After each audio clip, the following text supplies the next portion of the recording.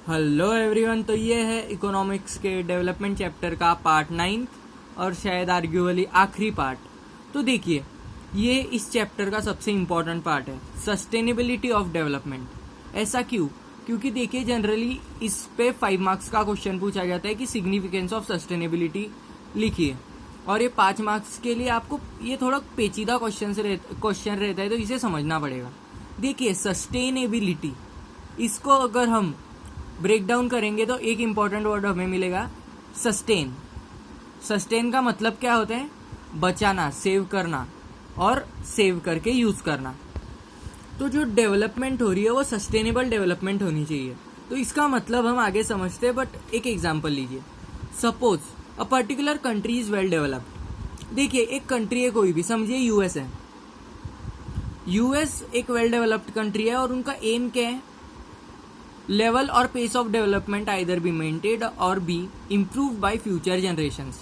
ये एक ऐसे एग्जांपल से समझिए कि इंडियन क्रिकेट टीम, जब धोनी टेस्ट क्रिकेट टीम की कैप्टनसी कर रहे थे, जब उनके अंडर भी टीम अच्छा कर रही थी, पर जब उन्होंने विराट को कैप्टनसी हैंडओवर की तो उनका गोल क्या था कि एक तो टीम को वो मेंटेन कर सके, टीम की ग्रोथ को, या फिर इम्प्रूव कर सके।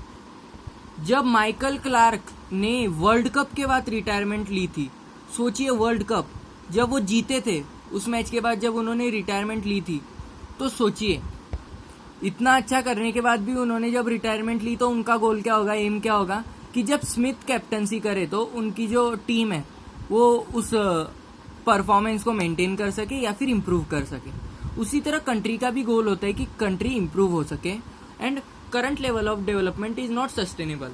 देखिए, इसको ऐसे समझिए, कोई कंट्री है, वो बेशुमार दौलत की मालिक है, पर उनकी प्रॉब्लम क्या है? वो है सस्टेनेबल डेवलपमेंट नहीं कर रहे। सस्टेनेबल डेवलपमेंट का मतलब अभी समझिए, the development should take place without damaging the environment. ये डेफिनेशन याद रखिए, what is sustainable development? The development that takes place without damaging the environment is called sustainable development. इसमें क्या है, जो इन्वायरमेंट है उसको डैमेज नहीं होना चाहिए, रिसोर्सेस है उनको डैमेज नहीं होना चाहिए, जो हो रहा है वो अच्छे लेवल पे होना चाहिए, बट सस्टेनेबिलिटी होनी चाहिए।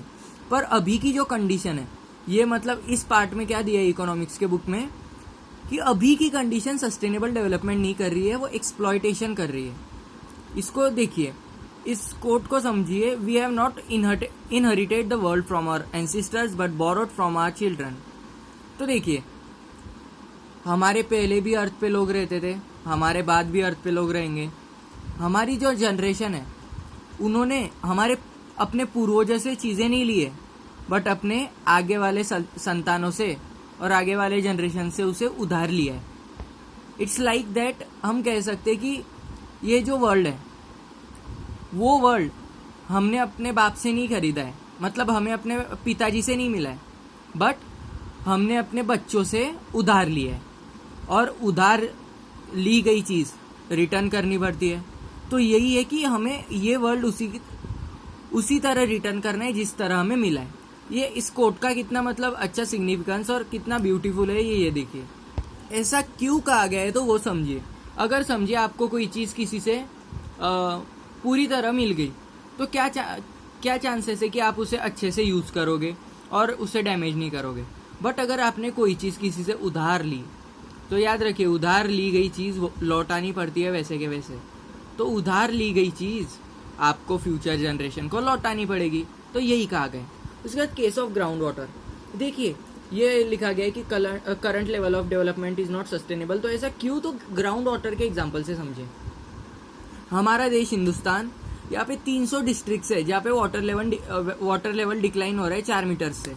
मतलब पता है, हमारे इंडिया में जितने भी डिस्ट्रिक्ट्स है उसमें से 300 डिस्ट्रिक्ट, ये बहुत बड़ा नंबर है, ये याद रखें, उनकी वाटर लेवल जो होती है, ग्राउंड वाटर लेवल बताए ना, ग्राउंड वाटर जो होती है उसकी लेवल, उसकी जो हाइट रहती है, वैसे वो 4 मीटर से रिड्यूस हो गई है। देखिए, 4 मीटर आपको सुनने को छोटी बात लगेगी, पर ये ग्राउंड वाटर के केस में बहुत बड़ा वर्ड होता है। और 1/3 of the countries over using countries ground water. तो देखिए इंडिया की कंडीशन ही ऐसी है, जो चीज़ हमें फ्री में मिल रही है उस चीज़ को हम अच्छे से यूज़ नहीं करते। जो चीज़ हमें, ये देखिए एक सिंपल चीज़ याद रखिए, हम किसी चीज़ की इज्जत तब तक करते हैं जब तक वो हमें मिलती नहीं है, या तो जब तक वो खो नहीं जाती है। जब तक वो हमारे पास रहती है हम उसे अच्छे से ट्रीट नहीं करते। ऐसे ही अभी हमारे पास ग्राउंड वाटर है तो ओवर यूज़ हो रहा है और इससे क्या हो रहा है, डिक्लाइन हो रहा है। एक टाइम ऐसा भी आएगा कि ये एग्जॉस्ट हो जाएगा। देखिए in next 25 years same situation in 60% of the country. इसका मतलब ऐसे कि देखिए यहाँ पे क्या है, 33%, 1/3 मतलब 33% कंट्री जो है वो क्या कर रही है, ओवर यूज कर रही है। बट 60% हो जाएगा ये नंबर अगले 25 साल में, अगर इसी रेट पे पेस पे अगर ये कंजम्पशन होगा। समझ गए? It is so in spite of being renewable resource. देखिए ग्राउंड वाटर जो होता है वो रिन्यूएबल रिसोर्स होता है। कैसे? तो देखिए ट्रांसपिरेशन होता है, वाटर साइकिल घूमती रहती है, और उसके बाद क्या होता है, रेन जब होती है, रेन के बाद वाटर जो होता है परकोलेट करता है, मतलब सॉइल में जाता है और फिर वो ग्राउंड वाटर की तरह स्टोर होता है। पर रिन्यूएबल रिसोर्स होने के बाद भी ऐसा क्यों हो रहा है, तो समझिए। क्योंकि देखिए समझिए एक साल में कुछ जस्ट ग्रांटेड के ले लीजिए, हाँ मैं स्टैटिस्टिक्स नहीं बता रहा हूँ बट समझ लीजिए बस, एक साल में अगर 1 मीटर ग्राउंड वाटर अगर रिन्यू हो रहा है और अगर हम 2 मीटर उसको यूज कर रहे हैं एक साल में ग्राउंड वाटर को, तो इसका मतलब क्या हुआ, हम 1 मीटर ज्यादा ओवर यूज कर रहे हैं। तो इसी कारण क्या होगा, वाटर लेवल डिक्लाइन होगा और एक टाइम आएगा खत्म हो जाएगा। समझ रहे हो? उसके बाद ग्राउंड वाटर का तो हो गया, उसके बाद एग्जॉशन ऑफ नेचुरल रिसोर्सेस। देखिए सस्टेनेबिलिटी सबसे ज्यादा इंपॉर्टेंट इसलिए है क्योंकि जो रिसोर्सेज होते हैं वो लिमिटेड होते हैं। कुछ तो रिन्यूएबल होते हैं बट कई रिसोर्सेज जो होते हैं वो लिमिटेड होते हैं, उनके ओवर यूज से ऑफकोर्स वो एग्जॉस्ट हो जाएंगे। कैसे? तो देखिए crude oil reserves will exhaust in next 50 years for the same rate of consumption. देखिए क्रूड ऑयल के जो रिजर्व्स होते हैं, रिजर्व्स मतलब जहाँ पे वो पाए जाते हैं, जहाँ से एक्सट्रैक्ट किए जाते हैं, वो सूख जाएंगे अगले 50 साल में। अगर इसी रेट से कंजप्शन होता रहा। क्योंकि देखिए पॉपुलेशन बढ़ रही है, जनसंख्या बढ़ रही है, जो इंडस्ट्रियल डेवलपमेंट है वो हो रही है, इंडस्ट्रियलाइजेशन बढ़ रही है, सेकेंडरी सेक्टर, टर्शरी सेक्टर सब बढ़ रहे हैं। इससे क्या हो रहा है, टेक्नोलॉजी में इंप्रूवमेंट हो रही है। तो क्या हो रहा है, क्रूड ऑयल की भी डिमांड बढ़ रही है। बट देखिए लोग बढ़ रहे हैं, जनसंख्या बढ़ रही है, टेक्नोलॉजी बढ़ रही है, बट क्रूड ऑयल तो उतना ही है ना। ये ऐसा है कि अगर आपके घर में 4 लोगों के लिए खाना बनाए और 2 लोग बाहर से आ गए तो फिर भी तो 4 लोगों के लिए खाना है, कम पड़ेगा कि नहीं? उसी तरह 50 साल के लिए ये रहेगा, क्योंकि क्रूड ऑयल रिजर्व्स तो लिमिटेड है, चाहे पॉपुलेशन बढ़े ना बढ़े वो उतने ही रहेंगे। इस कारण क्या है, हमें कंजम्पशन रेट जो है वो कम करना पड़ेगा, स्लो करना पड़ेगा। As India imports it. देखिए क्रूड ऑयल का इंडिया का केस क्या है, इंडिया में क्रूड ऑयल के जो रिजर्व्स है वो नहीं है, दे लैक इन इट, मतलब उसमें इंडिया में नहीं है। तो वो क्या करते हैं, वो इम्पोर्ट करते हैं दूसरे कंट्रीज से। ये ऐसा है कि कुछ चीज़ें हमारी जो होती है वो अच्छी चीज़ें बाहर एक्सपोर्ट कर देना और उनके बदले चीज़ों को इम्पोर्ट कर लेना, और कुछ चीज़ें इम्पोर्ट मतलब यहाँ पे क्रूड ऑयल इम्पोर्ट होता है। उसके बाद यूएसए। देखिए यूएसए थोड़ा टेढ़ा है। USA wants to dominate by military power and economic power. देखिए यूएसए भी कैसा है, उनके पास भी कुछ क्रूड ऑयल रिजर्व्स वगैरह ज़्यादा अच्छे नहीं हैं। तो वो क्या करते हैं, वो देखिए इनकी 2 मेन पावर्स के, मिलिट्री पावर और इकोनॉमिक पावर। वो इकोनॉमिकली भी सबसे मतलब आगे है और मिलिट्री पावर में भी उनका कोई जवाब नहीं, एडवांस्ड है वो, जापान को पता है कितने आगे है वो। तो इस कारण क्या होता है, यूएसए क्या करती है, जो क्रूड ऑयल रिजर्व्स होते हैं उन पे अपना कब्जा जमाने का ट्राई करती है अपनी मिलिट्री पावर से और इकोनॉमिक पावर से। इकोनॉमिक पावर से कैसे, तो वो खरीदने का ट्राई करती है, मिलिट्री पावर से छीनने का ट्राई करती है। समझ रहे हो? बस यही। और इसका कॉन्सिक्वेंस क्या होता है, ग्लोबल क्राइसिस। ग्लोबल का मतलब आपको पता होगा, ना ही स्टेट ना ही नेशनल बट इंटरनेशनल, मतलब पूरे वर्ल्ड में। तो ग्लोबल क्राइसिस इसे इसलिए कहा जाता है क्योंकि it will be respective to the national और स्टेट बाउंड्री। देखिए अगर कहीं पे सूखा पड़ रहा है, तो उसका इफेक्ट पूरे वर्ल्ड पे होगा, ये बात याद रखिए। और अगर इसे एक सिंपल एग्जांपल से समझा जाए तो कोरोना का एग्जांपल लीजिए।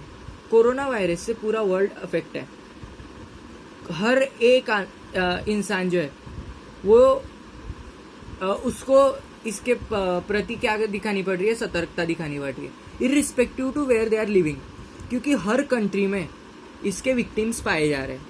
तो इसी तरह क्या होता है, अगर क्रूड ऑयल के रिजर्व्स पूरी तरह एग्जॉस्ट हो गए तो क्या होगा, पूरे वर्ल्ड को क्राइसिस सहना पड़ेगा। ऐसा नहीं होगा कि यूएस में गाड़ी चल रही है, इंडिया में गाड़ियाँ नहीं चल रही, ऐसा नहीं होगा। तो इस कारण क्या है, साइंटिस्ट और फिलोसोफर जो है वो यही बता रहे, सोशल साइंटिस्ट और जो जियोग्राफर्स है वो भी बता रहे कि क्या, कि अभी सस्टेनेबल डेवलपमेंट की ज़रूरत है। क्योंकि अगर इन्वायरमेंटल डिग्रेडेशन होगा, ये क्या था, ये ground water depletion environmental degradation का एग्जाम्पल है, ये एग्जॉशन भी इन्वायरमेंटल डिग्रेडेशन का एग्जाम्पल है। अगर ये हुआ तो ये किसी बाउंड्री को नहीं देखेंगे। देखिए ऐसा है कि time and tide waits for none, उसी तरह ये जो इन्वायरमेंटल डिग्रेडेशन है इसके इफेक्ट भी वेट्स फॉर नन। ये अगर हुए, ये अगर ज़्यादा प्रॉब्लम कॉज करेंगे तो पूरे वर्ल्ड में कॉज करेंगे। ये ऐसे नहीं देखेंगे कि ये इंडिया ही, ये बहुत पुरानी कंट्री है, ये बेस्ट कंट्री है, छोड़ देते इसे। ये ऐसे नहीं देखेंगे इजिप्ट पुरानी है, छोड़ देंगे इसे। ये ऐसे नहीं देखेंगे फ्रांस नया है, इस पर अटैक करो। ये पूरे वर्ल्ड को डोमिनेट करेंगे और ख़त्म कर सकते हैं, ये बात याद रखिए।